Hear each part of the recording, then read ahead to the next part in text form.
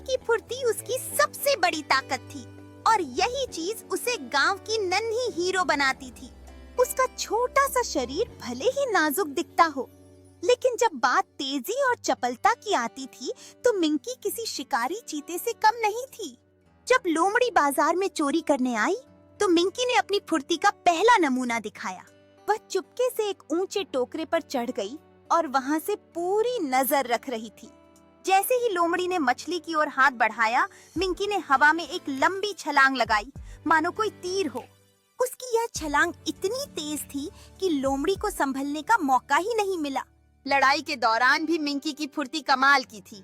लोमड़ी ने अपनी पूंछ हिलाकर उसे भटकाने की कोशिश की, लेकिन मिंकी ने 1 सेकंड में दिशा बदली और लोमड़ी के पैरों पर झपट्टा मार दिया। उसकी हर हरकत इतनी तेज थी कि लोमड़ी को समझ ही नहीं आया कि अगला वार कहां से आएगा। मिंकी के पंजे हल्के लेकिन सटीक थे।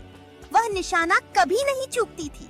और सबसे मजेदार बात, जब गांव वाले आए तो मिंकी ने एक बार फिर अपनी फुर्ती दिखाई।